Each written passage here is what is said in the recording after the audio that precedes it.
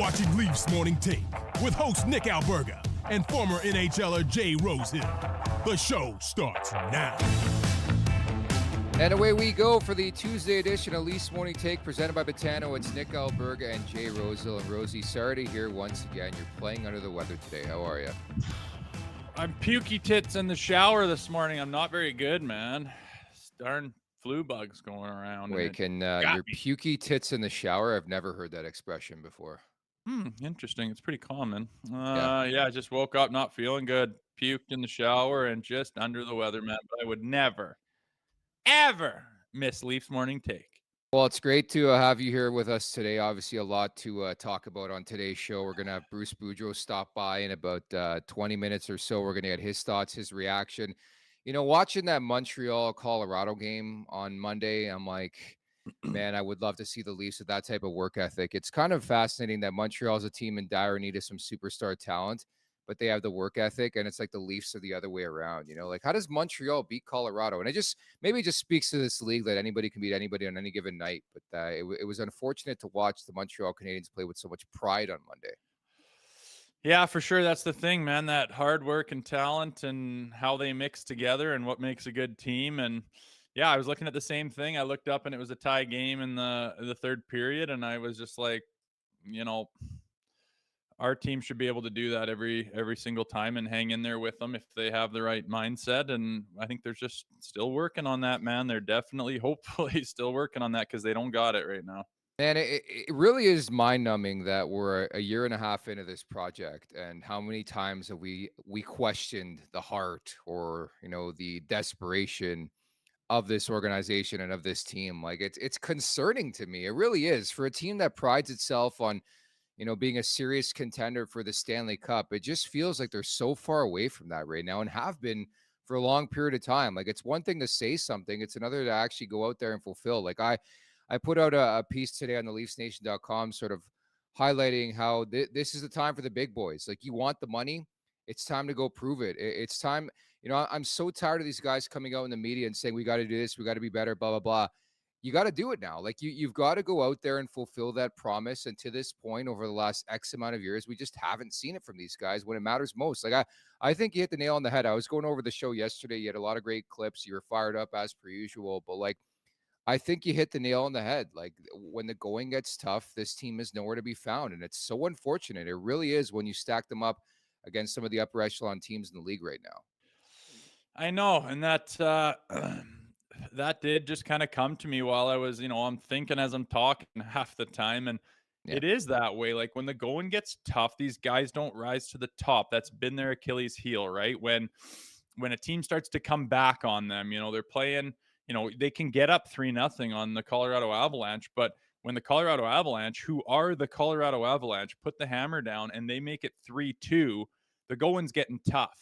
And guess what? You can almost bet on the Leafs to do. Give it right back to them and just not do enough to take control of the game. And where that stems from, I don't know. And I think it's a collective thing. I certainly think it's a mindset of, you know, preparation and understanding and being winners and guys taking the bull by the horns kind of thing. And you have everyone who's trying to do that, you'll pull through that. But when everyone's looking at the other guy to see if they do it, and I've played on that team before, and when things are going bad, especially at home, you can feel it. You're like, uh-oh. Yeah. And you can feel the crowd. You can feel people leaving the barn. The media comes running in. They've got all their little, sorry, I have to ask this type of questions. It's not fun. And when the going gets tough, I feel that on that, in, you know, watching the games, and I sense that that's happening on the bench. They're like, uh-oh.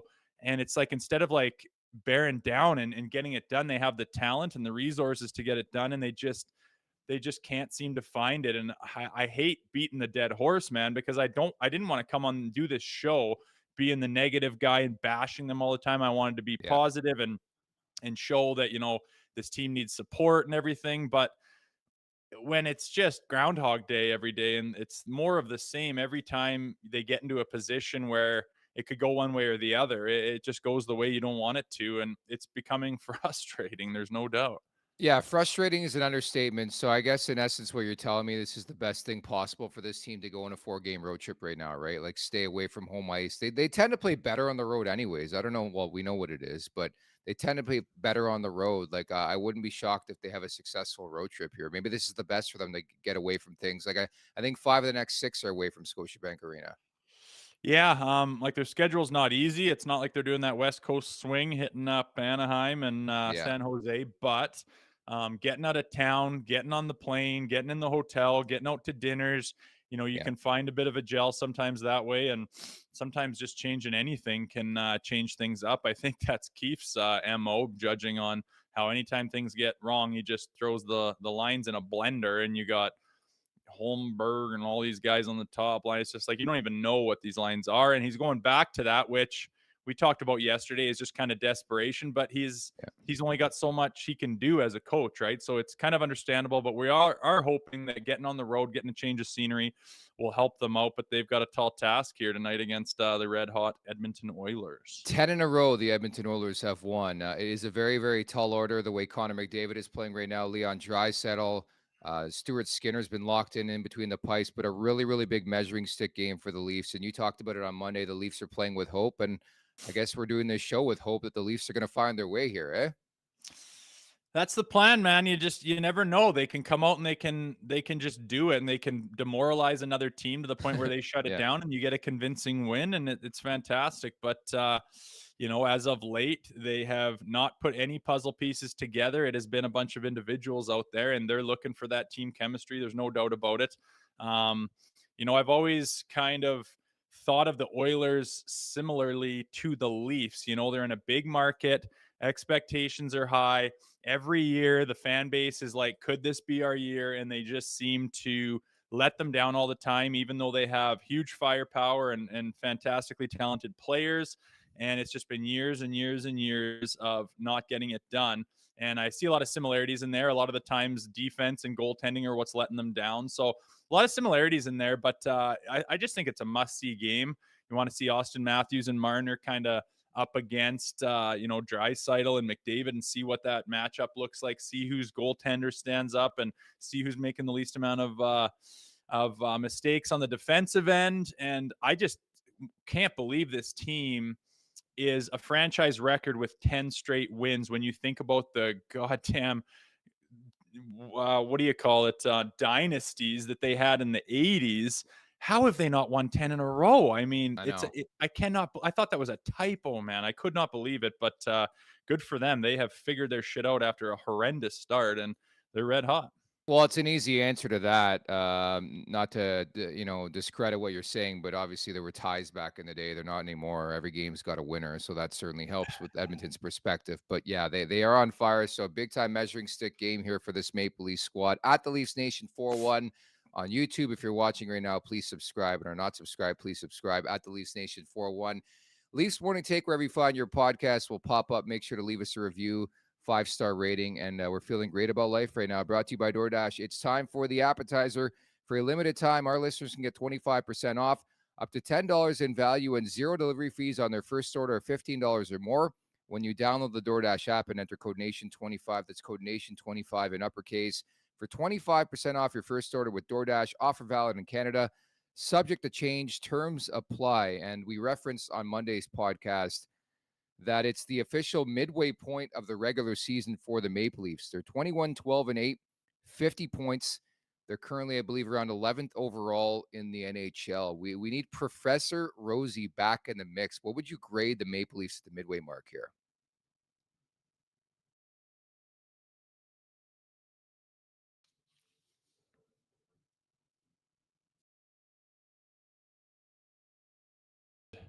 Sorry, I muted myself while I was sniffing. I'd give him a C plus, C plus, C plus, C plus. Get degrees. They've shown flashes of being very solid, and you got to remember that they've gone through this goaltender problem. And I mean, who would have thought that at the beginning of the year, Joseph Woll is going to be like, your savior number one guy. Like you thought it was going to be Sammy. What happened with Murray last year? I mean, it's just goaltending woes, left, right, and center. Then Woll goes down. And what do we got to do? We got to go to this guy that we just got on a whim, on a flyer, who we were smart enough to protect him through waivers. And then he comes in, and like, I don't think people appreciate how big a trouble we'd be in if Marty Jones didn't come in and do what he's done. But he's stepped in there, and I mean, that's a positive thing. It looks like as of that last road trip and home with San Jose, we've kind of looks like we turned a page on fixing what we do against those lower level teams.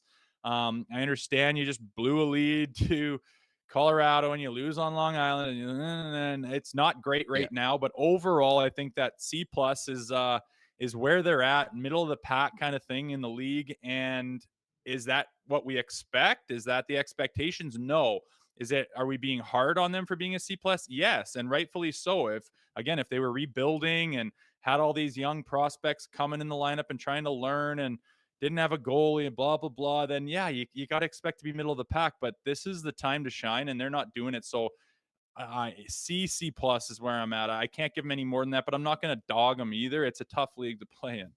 I'm going to go with C just because expectations were sky high. And the fact that they're nowhere around some of the better teams in this league is scary to me, considering some of those teams don't have the star power the Maple Leafs have. Like, I think this season has been a massive disappointment. I know I always say regular season does not matter. I still feel that way, but it's more so about progression.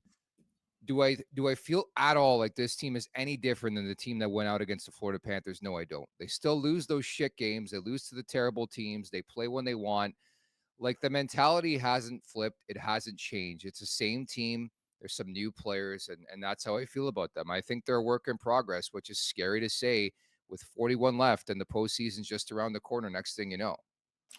Yeah, I agree with you. It's the expectations are just higher than what they're doing. And they have flashes of being the team we want to see, and you just want to see that consistently, and they have such a problem with consistency.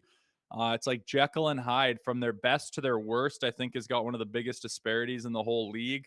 Up there with like Edmonton and whatnot. The Edmonton's best and Edmonton's worst is just so far on the opposite sides of the spectrum that it's hard to believe, really. And the Maple Leafs aren't any different. More reason why I want to watch this game, and just I have no idea what's going to happen. I can't wait to see who takes control, who's got it. It'll be interesting. But yeah, they're not up to snuff. It's not acceptable. The expectations are high, and I don't think that that's unfair. Usually I think it's kind of unfair in this market, the way the fans treat them and the expectation. You can't even lose one game or they're booing. It's not fair. But at this point in time in their growth and where the team is at with their stars and their contracts and everybody's ceiling, I mean, the expectations were certainly higher than this. If you were to go back 4 years and say, okay, let's flash forward to this. Here's our roster. Here's the guys who have come up and we signed this guy, blah, blah, blah. You'd be like, holy smokes, we are making a run, boys. And like you said, we're not even close at the 41 game mark. And they're in a precarious position. I mean, first and foremost, go look at the standings. But this is a pretty tough Western road trip, as you mentioned. They got Calgary, they got Edmonton, they got Vancouver, who's top in the league. They got Seattle, who's red hot. And I think we're going to learn a lot about this team. But would you be stunned at all if they rock through Western Canada and play well? Like, that's what this team does. But it also shows you like they're teetering, and how many times are you going to respond before you just don't respond? Like that's my wonder with this team. Like, is there going to be a point in time where they hit a wall and they can't push through? Because I think they deserve credit. They've pushed through a lot of adversity this season, but will there be a point in time where they just can't do it anymore? Yeah, yet to be seen, man. Again, I don't know what to expect out of this team. It's up and down, and I don't know what to expect. They could absolutely go on this West Coast rip, this Northwest Coast rip, and tear it up and have it all. And everyone's going to be celebrating, and we're going to be saying they've found it, they've got it. And I want to say that because if they are playing good, I want to believe that they, teams find things and figure out what works, and they ride that and they holster it sometimes and they harness it. So it's not impossible for this to happen, but it could go the other way too. They could have a skid, a disaster where they get an ugly loss in say Calgary, and then they go to Vancouver and they're like, oh God, we got to face the Canucks now, who are, firing on a lot of cylinders this year when they're playing well. And it's not easy. So it could go either way. I don't know. I'm not going to say, yeah, you bet this is tailor-made for the Maple Leafs. This is what's going to happen. I don't have a clue, man. They're very difficult to judge. And again, it goes to I think their preparation and their mindset, how you approach a game collectively as a team, means a lot on what happens on the ice. And whatever they're doing in that room together, it's not the professional grade of a Stanley Cup champion. And I can't claim that I'm one of those, but I guarantee you a guy that has won the Stanley Cup would go into that room and play with them for a couple of weeks and say, this isn't how it's done. This isn't how it looks. This is really individual type of hockey, and these guys don't play together, and they don't have that ability to come together and say enough and take control of a game. They do it individually, which is nice sometimes. They're very, very talented players on there, and one guy can go make the difference any night. But collectively, I just don't see it right now. All I would say is go back and watch our interviews with Luke Shen and Ryan O'Reilly, and there's your answer. I mean, the fact that there is no answer is the proof's in the pudding from that respect. You know what I was thinking about the other day, too? Where's Ryan Reeves? Like 2 weeks ago, man, he was like really, really close to returning to the lineup. He was practicing, and now nothing. It's a really, really weird situation considering, the way it ended, the way he got hurt, but it's been very quiet on the Reeves front. Yeah, I think he's just scratched, man. No, but I think he's still injured, like technically injured. They haven't said anything about this guy even being an option to play. I know. Well, why would they if they have absolutely no intent to play him? You've been skating on your own, doing rehab, bag skating after practice, blah blah blah, like you do when you're injured. That's also what you do when you're scratched. I think he just keeps going, status quo, and he's probably sitting there going like, "I'm good to play." And they're like, "Yeah, stay patient. You'll get you in there, Evo." And we got lots of guys coming up, and guys are playing well. You got Holmberg, McMahon. Bobby Robertson are they're scoring and playing a little well, and they're going to try to dig him in there. But I don't think they have plans to throw him in there right now, which is why he's kind of gone on the back burner. Yeah, definitely. I mean, that's the feel I got when it comes to him is like, what's going on? Are they going to insert him back? Like, there's a lot of question marks surrounding that situation right now, Rosie, isn't there? Yeah, I don't know what they're going to do with him. I don't claim to think that he's the savior to come in and change everything. I think potentially there's a place for him if he can skate well and keep the puck out of his own net, but he had trouble doing that this year. And I just think they got more problems going on than needing to get Ryan Reeves in the lineup right now. I just don't think it's coming up right away. But you go and play some tougher teams, and you think you need some jam, and you need someone to mix it up and change the momentum flow of the game. That guy can go out there and do it. So if they feel like they need that sometime in the future and they got a spot open, they'll give him another shot. But yeah, like I said, right now he's just on the back burner. A lot of questions surrounding this Maple Leafs team right now. The following interview is brought to you by our friends over at Battlegrounds Axe Throwing. Unlock the ultimate birthday party team building event or have a great night with your significant other. To find a location and book an outing today, go to battlegrounds.com. That's BATL grounds.com, battlegrounds.com. As we bring in today's guest, the one and only Bruce Boudreau. Gabby, thank you so much for doing this. I guess I could say Happy New Year. How was the Spengler Cup, bud? Nick, and no, it was a great experience. I wouldn't have changed it for anything. Well, maybe a head coaching job in the NHL might have changed it, but I mean, just to be able to be part of Team Canada, and which is something I've always wanted to do, whether it was a player or a coach, was very special. I mean, it's been a long time since I've been over in Europe, so I think 84 when I was in Germany. Well, I was there for a year, but a lot has changed since then. And but it was a tremendous experience. And anytime you meet new people and good people, it's always good. Well, great to see that face, and thanks so much for representing our country the way you did, my man. Let's turn our focus now to the Maple Leafs conversation. Obviously, why you're here. I mean, we're giving away Midway grade marks. What grade would you give the Leafs at the midway point of the regular season, Gabby? Well, from what the expectations were and to what they've done, I'd give them a C. I think they, when you look at regulation wins and you look at how where they are right now. I mean, they're 3 points out of a playoff spot, I think. And it's we expect maybe overly too much when you're a Torontonian and a Toronto fan. You expect too much from them right now. But I just think that they're when they're above ground, and they have got a really tough schedule. I mean, I think they've got the toughest schedule remaining in the NHL. So I mean, what was used to be, okay, let's go out there and play. We win. We know we're going to be in the playoffs. That's all that matters. Now the question is, I mean, they lose tonight and a couple teams win. I mean, now all of a sudden it's going into the All-Star break.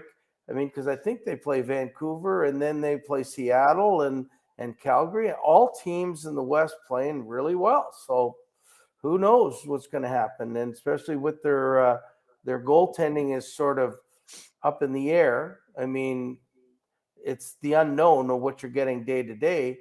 I'm a little worried about it. I still have a lot of confidence that they're going to get there, but it's not like other years where these are guaranteed. And let's start talking about the playoffs now.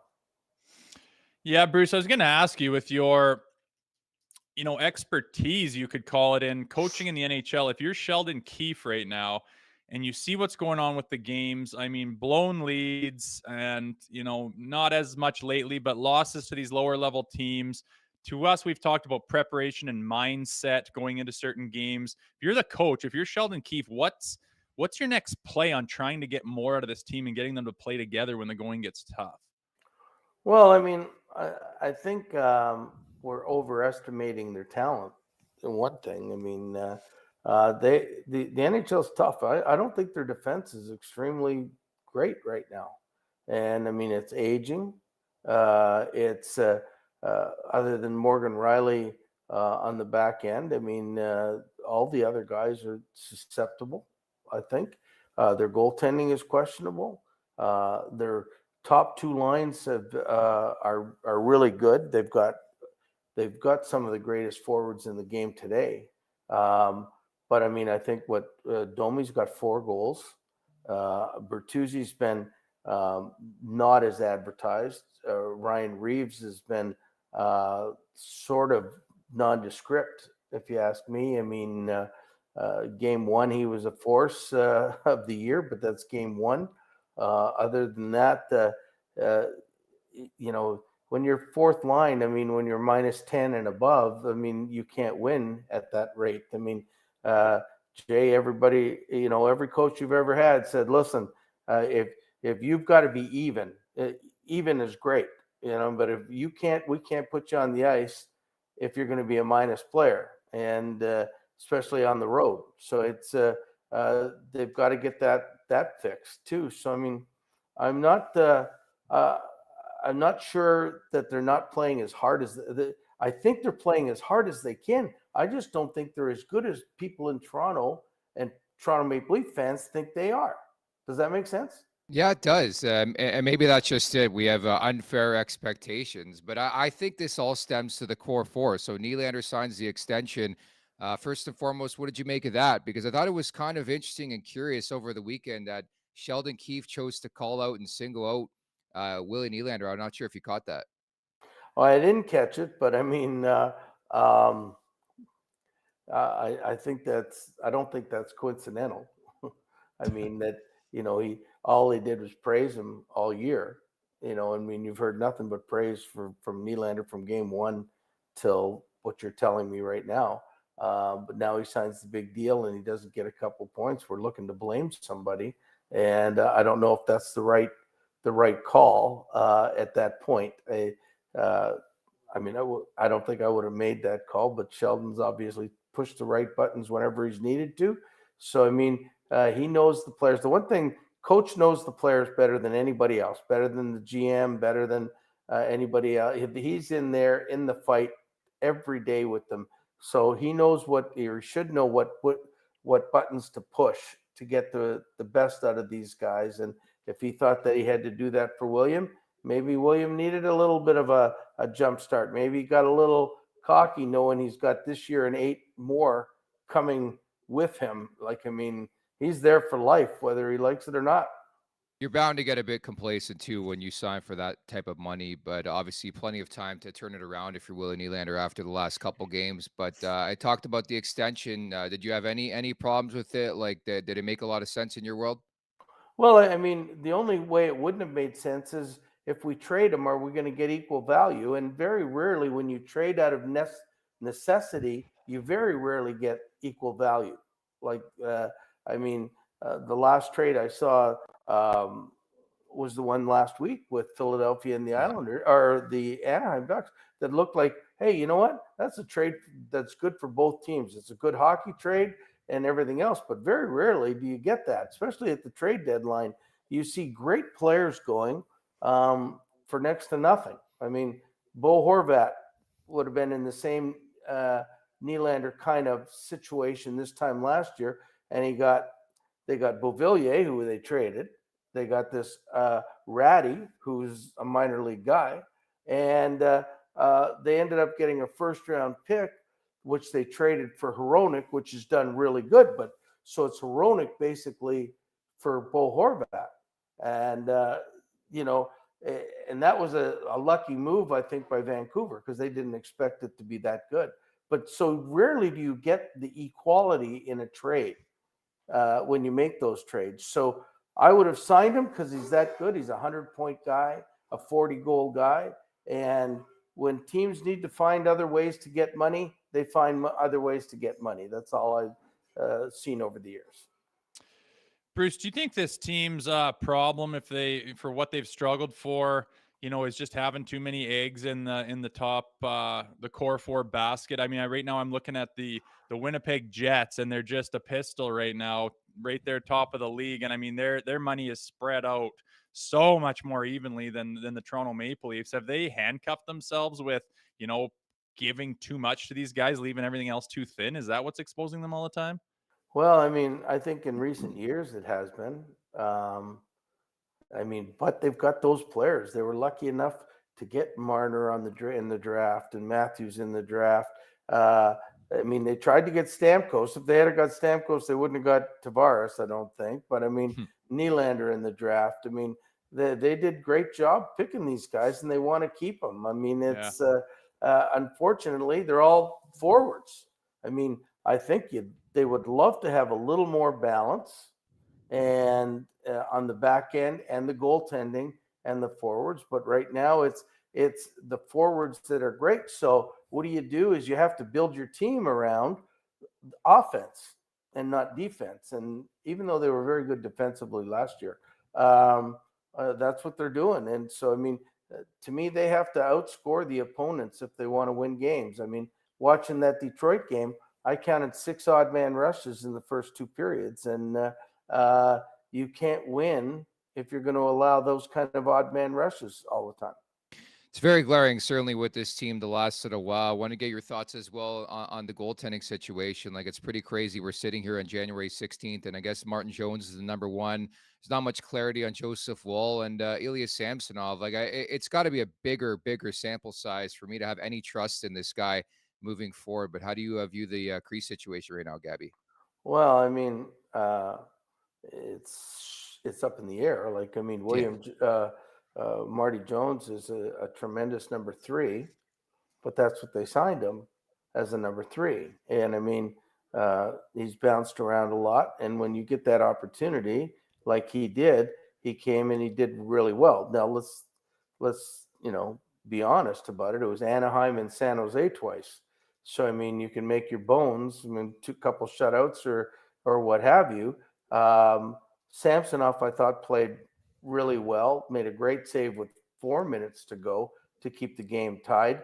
But again, small sample size, even though he was really good last year. Maybe this was an eye opener and maybe he comes back to form. But again, we're guessing. We don't know.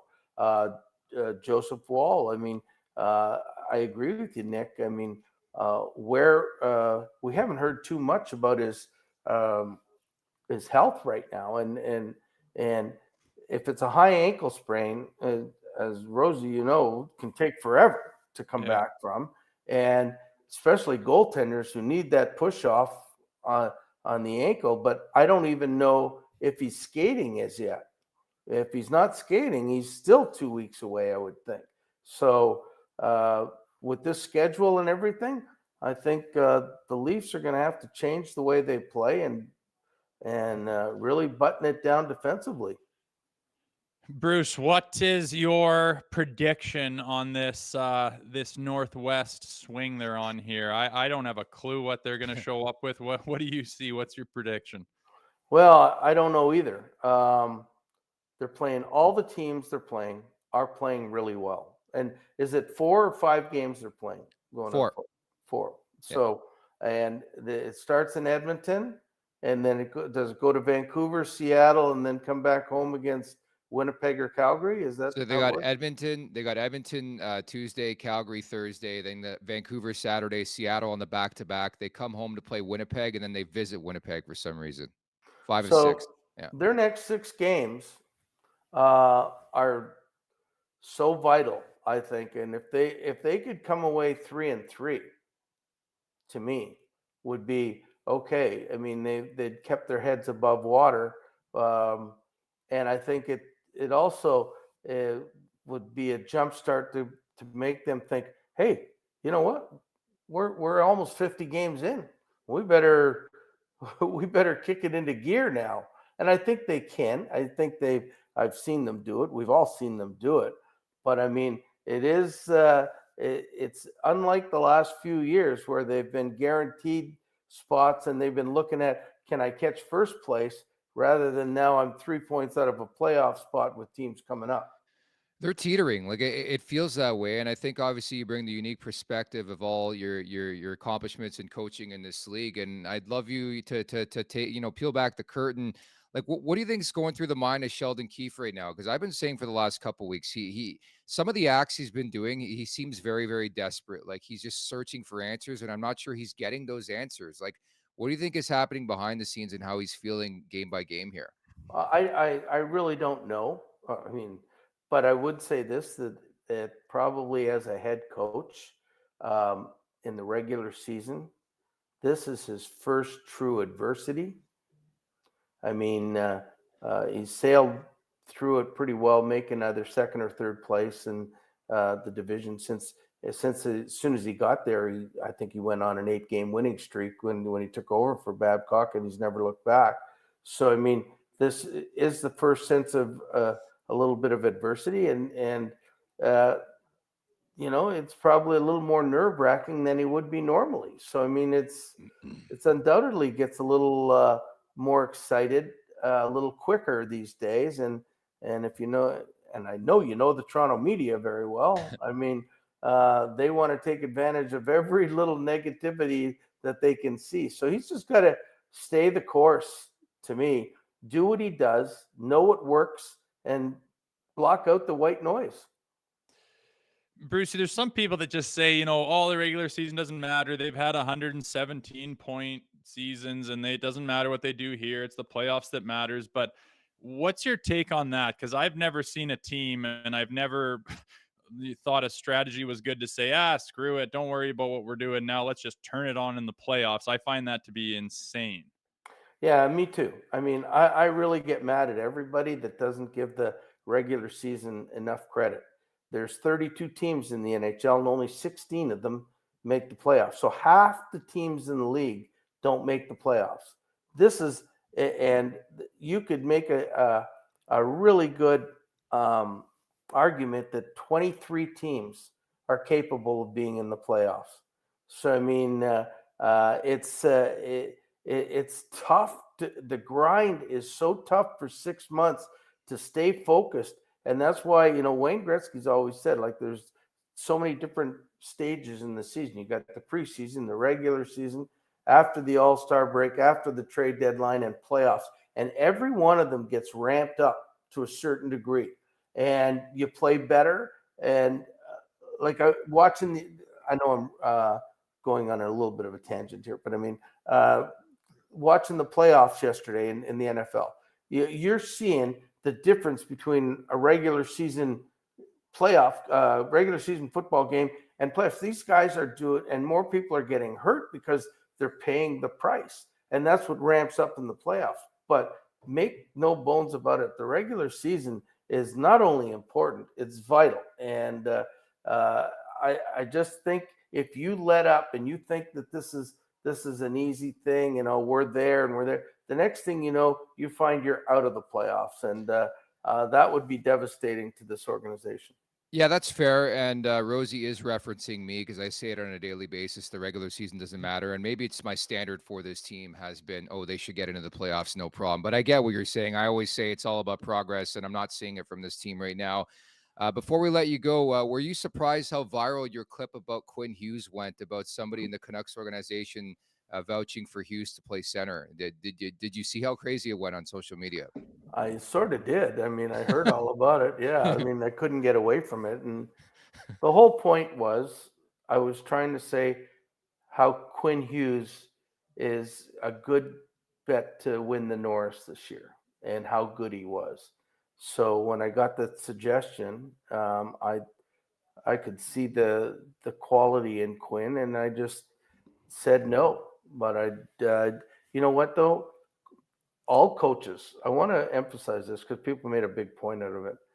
All coaches get suggestions from people in the organization all the time, and we either agree with it or we don't agree with it, and we still do what we're supposed to do or what we're allowed to do. I mean, I've had so many suggestions from every team, whether to when I was in Anaheim, they wanted Nick Ritchie playing with Ryan Getzlaf, and so we put him up there with Ryan Getzlaf, and they'd want there'd be suggestions all over the place. And it wasn't that I didn't think Quinn Hughes wouldn't be a great center like his brother Jack, very similar. I just thought he was a great defenseman, and I wouldn't do that. So I didn't think anything of it, but now I know how things go viral, and I'll probably stay away from any of those controversies for the next little while. You're a viral sensation, my friend. And if I were Sheldon Keefe, I would try to make Ilya Samsonov a right-handed shooting defenseman. That's my play here. Okay.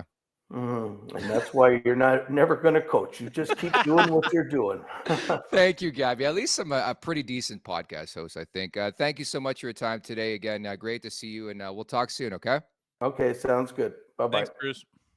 I love that, man. Bye. That's Bruce Boudreau. Always very, very thankful of his time here on the show, and just some great insight. And that went viral, Rosie, over the weekend.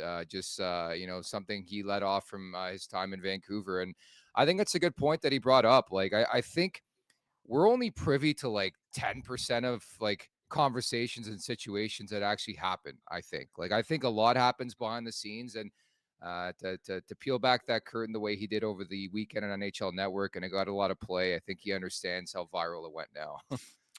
Oh, I didn't hear it, but anytime you're able to peel back the curtain from a guy in the know like Bruce, who's been there and done that, people listen, right? I mean, everyone kind of guesses what's going on behind the scenes and assumes they know what it's like to be in a locker room and be up in the offices and have the meetings with the GM and come up with your strategies and, roll the ball around at some meetings on who should go where and what we should do with this guy. And nobody knows what it's like unless you've been there. So to hear something from him, I would take it seriously. And he knows more than a lot of people out there. And it's fun to get their perspective on things. And sometimes they say things that people don't quite understand or take the wrong way or didn't realize. And it goes off like it did there. So all good, no harm done. It's good getting his perspective.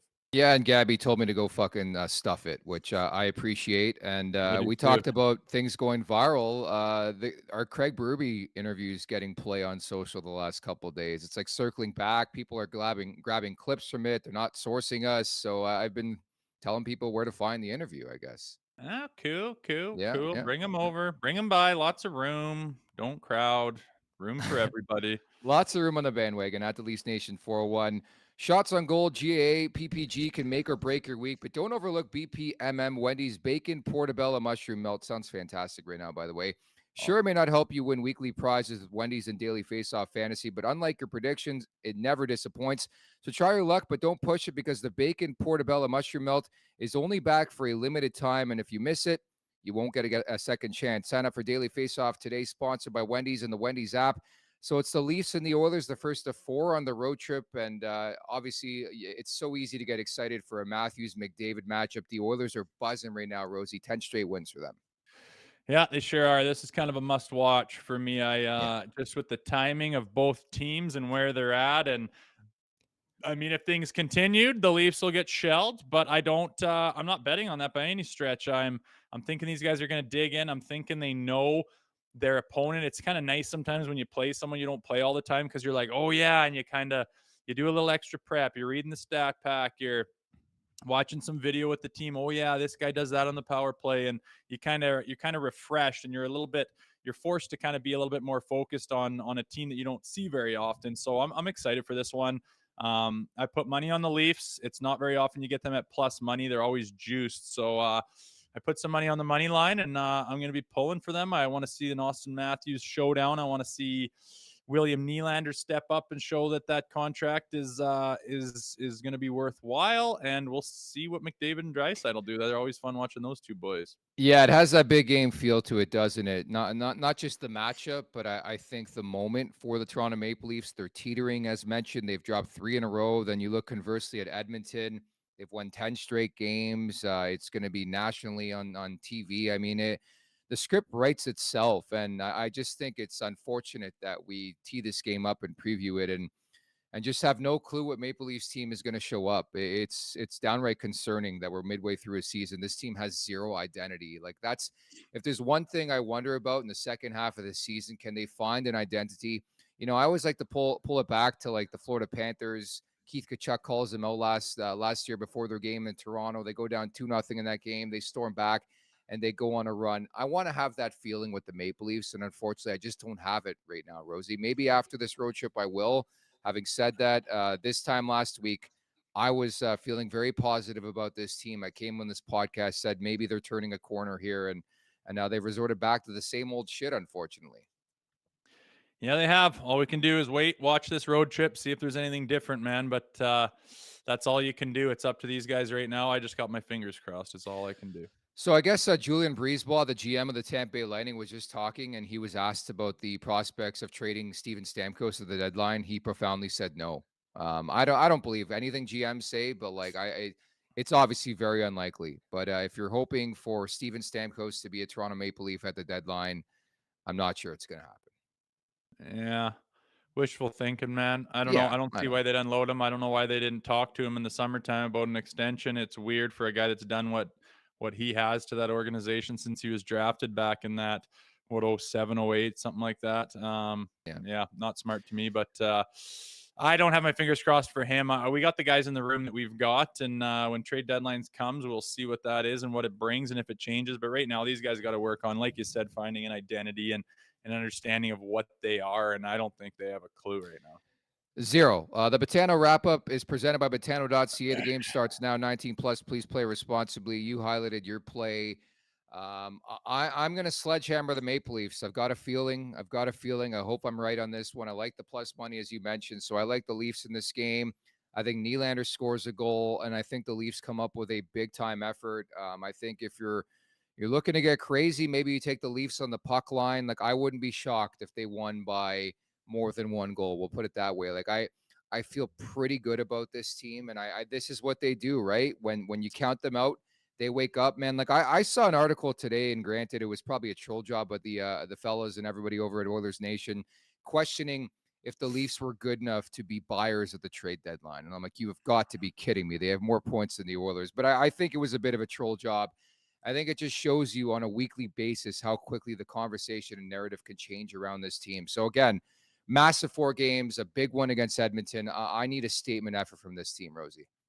Yeah, that'd be nice. We're looking for that. Yeah, these guys, I mean, it just shows where they're at right now. They're middle of the pack. They're out of a playoff spot. It's not where you expected them to be. You wanted them to be, 4 or 5 point lead in their division. That's what the expectations were and the hopes were, and it's not gone that way. So they need to figure out who they are, and they need to do it starting tonight. By the way, not much in terms of a lineup as we wrap here because they're out in Alberta and the time difference, of course, as you know, Rosie. So, I mean, the expectation, it's going to be Martin Jones against Stuart Skinner. So looking forward to that game. And Also looking forward to tomorrow's show for a full recap. Rosie and former Maple Leaf Matt Stajan is going to drop by too. Yeah, that'll be awesome. Stage, good man, good guy. Went on, had some good years with Calgary as well. So yeah, I haven't seen that guy in quite a while. It'd be great to have him and hear his perspective. You guys played together, no? Yeah, we played together in Toronto. Oh, I can't wait to see what Stage says about being a former teammate of Jay Rosehill. It's always fun to get that perspective from guys. Yeah, I don't know. I'm trying to think about when I rolled a golf cart at one of the golf tournaments, if he was there or not. It might have been Ponikarovsky. I can't remember, Hagman or Let's something. get Pony on, man. You got Pony's digits? We should. Yeah, we should track him down. I tried Antro last year, Nick Antropov, but he works for the team, and nobody who works for the team comes on this podcast, unfortunately. So, understandably so. Even if they love you. But Matt Stajan coming up tomorrow. Thank you to everybody in the chat at the Leafs Nation 401, where you could subscribe on YouTube, Leafs Morning Take, wherever you find your podcast. Thanks to producer Vic as well. And Jay Rosehill, playing under the weather today, man. Get some sleep, and we'll talk tomorrow, okay? Okay, boys. See you tomorrow. There you have it, Jay Rosehill. I'm Nick Alberga. Talk tomorrow, everybody, for a full recap of this one. Enjoy it. Make sure to check out more of our content right here on the Leafs Nation YouTube page. We got long form interviews. We got clips. We got epic rants by Jay Rosehill. We simply have it all. And don't forget, you can find out much more at theleafsnation.com. Thanks so much for watching.